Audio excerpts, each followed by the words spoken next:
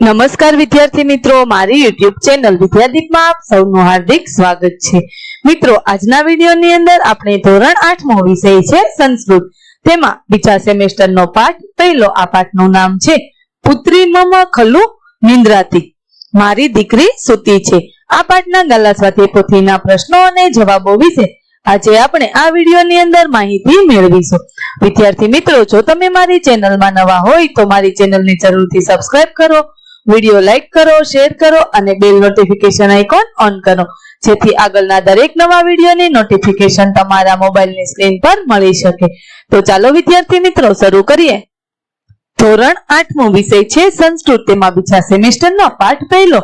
આ પાઠનું નામ છે પુત્રી મમ ખલુ નિંદ્રાતી, તેનું ગુજરાતી થાય મારી દીકરી સૂતી છે।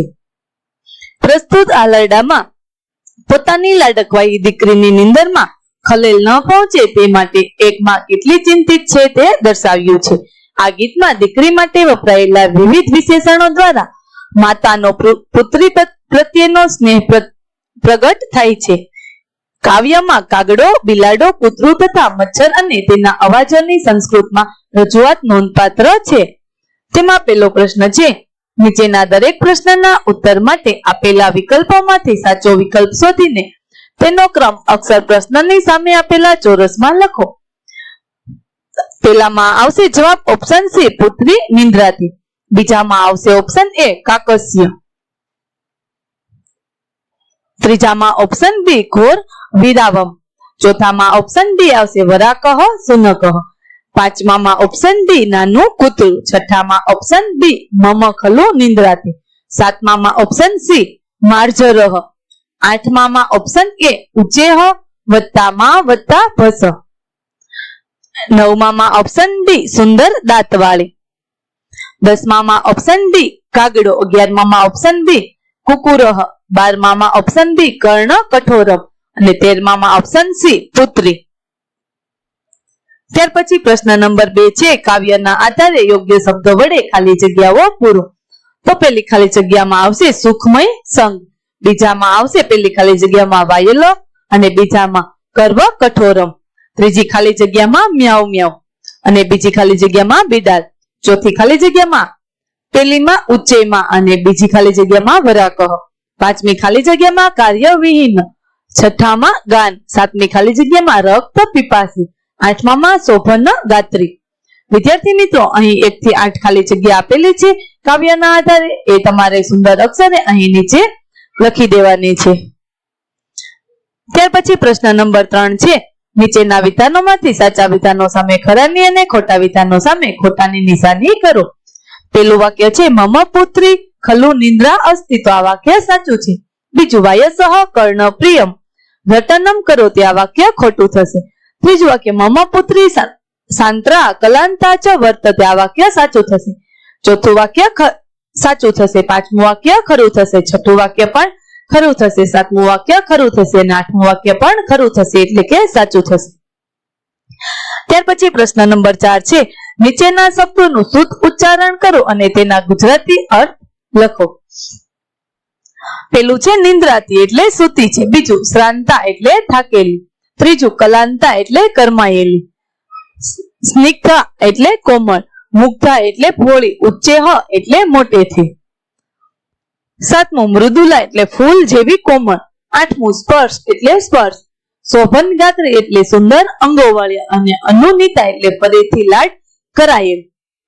ત્યાર પછી પ્રશ્ન નંબર 5 છે, નીચેના અવિભાગ અને બ વિભાગને યોગ્ય રીતે જોડો।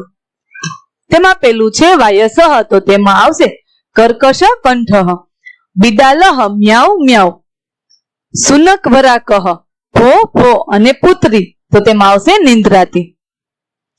ત્યાર પછી પ્રશ્ન નંબર 6, નીચેના સંસ્કૃત શબ્દોના સાચા સમાનાર્થી શબ્દો તેની સામે આપેલા વિકલ્પોમાંથી શોધીને લખો। પેલું છે વાયસહ, તો કાકહ, એ તમારે અહીં લખવાનું છે। ખલુ તો ઈ નનું, દુગ્ધમ તો તેનો સમાનાર્થી શબ્દ થાય પયઃ, બિડાલહ તો તેનો સમાનાર્થી શબ્દ થશે માર્જરહ, સુનકહ તો તેનો સમાનાર્થી શબ્દ શ્વાનઃ કે કુકુરઃ, કંઠઃ તો કંઠ પર્યંતઃ, સુંદરમ તો રમણીય, અને ખલહ તો દુર્જનઃ.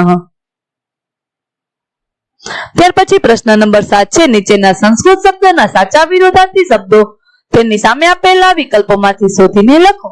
સુંદરમ તો તેનો વિરોધી શબ્દ કુરૂપમ, ઉચ્ચેહે તો તેનો વિરોધી શબ્દ નીચેહે. તો આપણે વિરોધી શબ્દ જોઈએ. ખલહ તો સાધુહ, કઠોરમ તો સ્નિગ્ધમ, નિંદ્રાતી તો જાગરતી, સુખમય તો દુઃખમય. ત્યાર પછી પ્રશ્ન નંબર 8 નીચેના નામ રૂપો ઓળખાવો. બિડાલહ તે નામ છે, પુત્રી તે પણ નામ છે, વિમલા વિશેષણ, મમઃ સર્વનામ અને ગાનમ તે ક્રિયાપદ થશે. પ્રશ્ન નંબર 9 સંધિ જોડો. પેલું છે પુનઃ વત્તા અનુનિતા, પુનર્નુનિતા. બીજું છે ઉચ્ચેહે વત્તા માં વત્તા ભસ, ઉચ્ચેમાં ભસ. ત્રીજું છે સુમનઃ વત્તા મૃદુલા, તો તેની સંધિ જોડીએ તો સુમનો મૃદુલા થશે. ત્યાર પછી પ્રશ્ન નંબર 10 છે નીચેના દરેક પ્રશ્નના ઉત્તર સંસ્કૃતમાં લખો. પેલો પ્રશ્ન છે કસ્ય કંઠઃ કર્કશઃ કઠોરઃ ચ વર્તતે. જવાબ વાયસ્ય કંઠઃ કર્કશઃ કઠોર ચ વર્તતે. બીજો પ્રશ્ન મ્યાઉ મ્યાઉ કમ કરોતિ. જવાબ બિડાલ મ્યાઉ મ્યામ કરોતિ. ત્રીજો પ્રશ્ન શુનકઃ કીદૃશમ ધ્વનિમ કરોતિ. જવાબ શુનકઃ મામા કરોતિ. ચોથો પ્રશ્ન છે રક્ત પીપાસઃ કમ વર્તતે. રક્ત પીપાસઃ મસકઃ વર્તતે. પાંચમો પ્રશ્ન મસકઃ કિમ કરોતિ. મસકઃ ગાનમ કરોતિ. છઠ્ઠો પ્રશ્ન પુત્રી કીદૃશે શયને નિંદ્રાત્રી. પુત્રી સુંદર શયને નિંદ્રાત્રી. સાતમો પ્રશ્ન પુત્રી કીદૃશમ વસતમ વસનમ ધારયતિ. પુત્રી સુખમય વસનમ ધારયતિ. ત્યાર પછી પ્રશ્ન નંબર 11 છે નીચેના દરેક પ્રશ્નોના ઉત્તર ગુજરાતીમાં લખો. પેલો પ્રશ્ન છે માતા મચ્છરને શું કહે છે. જવાબ માતા મચ્છરને કહે છે કે ગણગણ ના કર, હે લોહી તરસ્યા મારી પુત્રીને સ્પર્શ ના કર. બીજો પ્રશ્ન છે કેવી પુત્રી સૂતી છે. પુત્રીના 3 વિશેષણો લખો. થાકેલી, કૃશ થયેલી, ફરીથી લાડ કરાયેલી પુત્રી સૂતી છે. ત્રીજો પ્રશ્ન છે દીકરીનું વસ્ત્ર કેવું છે. દીકરીનું વસ્ત્ર આરામદાયક છે. ચોથો પ્રશ્ન માતા કોને કોને પુત્રીને ઊંઘમાંથી ન જગાડવાનું કહે છે. માતા કાગડાને, બિલાડાને, કૂતરાને અને મચ્છરને પુત્રીને ઊંઘમાંથી ન જગાડવાનું કહે છે. ત્યાર પછી પ્રશ્ન નંબર 12 છે નીચેના શ્લોકોના ગુજરાતીમાં અનુવાદ કરો. વિદ્યાર્થી મિત્રો અહીં જે શ્લોક આપેલો છે એ શ્લોકનો આપણે ગુજરાતીમાં અનુવાદ કરવાનું છે.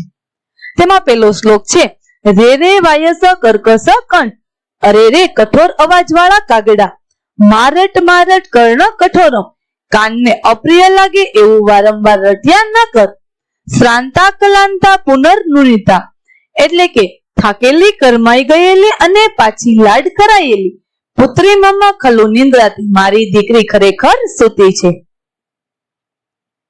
ત્યાર પછી બીજો શ્લોક છે મ્યાઉ મ્યાઉ માં કુરુ ઘોર વિભાવમ, હે લુચ્ચા ચોર બિલાડા, ચલ ચલ રે ખલ ચોર બિલાડ, મ્યાઉ મ્યાઉ એવો મોટો વાત ન કરીશ, જતો રહે જતો રહે. સ્નિગ્ધા મુગ્ધા સેવિત દુગ્ધા, સુવાળી ભોળીને દૂધ પીધેલી પુત્રી મમ ખલુ નિંદ્રાતી, મારી દીકરી ખરેખર સૂતી છે.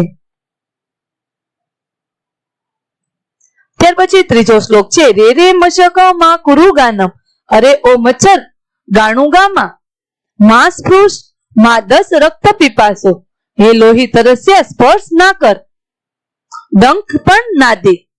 સુદતી સુમુખી શોભન ગાત્રી, સારા દાંત વાળી, સુંદર મુખ વાળી અને રમણીય અંગો વાળી પુત્રી મમ ખલુ નિંદ્રાતી, મારી દીકરી ખરેખર સૂતી છે. ત્યાર પછી પ્રશ્ન નંબર 13 છે નીચેની કાવ્ય પંક્તિઓને સુંદર અક્ષરે લખો અને તેનો ગુજરાતીમાં અનુવાદ કરો. વિદ્યાર્થી મિત્રો અહીં 4 કાવ્ય પંક્તિ આપેલી છે જેને તમારે સુંદર અક્ષરે લખવાની છે અને તેને ગુજરાતીમાં અનુવાદ કરવાનું છે. તો પહેલી કાવ્ય પંક્તિ છે સુંદર શયને સુખમ સુખમય વસને, તો તેનું ગુજરાતી થશે સુંદર પથારીમાં આરામદાયક વસ્ત્ર. બીજી પંક્તિ ઉચ્ચેમાં ભસ સુનક વરાક, હે દુષ્ટ કૂતરા મોટેથી ના ભસ. ત્રીજી પંક્તિ માં સ્પૃશ માં 10 રક્ત પીપાસો, હે લોહી તરસ્યા તું સ્પર્શ ના કર, ડંખ પણ ના દે. ચોથી પંક્તિ સુદતી સુમુખી શોભન ગાત્રી, સારા દાંતવાળી, સુંદર મુખવાળી, રમણીય અંગોવાળી. ત્યાર પછી પ્રશ્ન નંબર 14 છે નીચેના શ્લોકોની પૂર્તિ કરો. પહેલો શ્લોક છે પુત્રી મમ ખલુ નિંદ્રાતી, પુત્રી મમ ખલુ નિંદ્રાતી, સુંદર શયને સુખમય વસને, પુત્રી મમ ખલુ નિંદ્રાતી. ત્યાર પછી બીજો શ્લોક છે ઉચ્ચેમાં ફસ સુનક વરાક ભોભોમાં કુરુ કાર્ય વિહીન, વિમલા કુશલા સુમનો મૃદુલા, પુત્રી મમ ખલુ નિંદ્રાત્રી. ત્યાર પછી પ્રશ્ન નંબર 15 છે નીચેના અવિભાગ અને બવિભાગને યોગ્ય રીતે જોડો. તો તેમાં પેલું છે મેષ એટલે ઘેટું, મહિષ એટલે પાડો, ગોપતિ એટલે આખલો, ગંડક એટલે ગેંડો, વરાહ એટલે ભૂંડ અને વૃક એટલે વરુ. વિદ્યાર્થી મિત્રો, અહીં આપણો ધોરણ 8 સંસ્કૃત વિષયનો બીજા સેમેસ્ટરનો પાઠ પહેલો પુત્રી મમ ખલુ નિંદ્રાતી એટલે કે મારી દીકરી સૂતી છે. આ પાઠના ગાલા સાથે પોથીના પ્રશ્નો અને જવાબો પૂરા થાય છે. આગળના પાઠના ગાલા સાથે પોથીના પ્રશ્નો અને જવાબો મેળવવા માટે મારી ચેનલને જરૂરથી સબસ્ક્રાઇબ કરો. વિદ્યાર્થી મિત્રો, ફરી મળીશું પાઠ 2 ની અંદર. ત્યાં સુધી આવજો.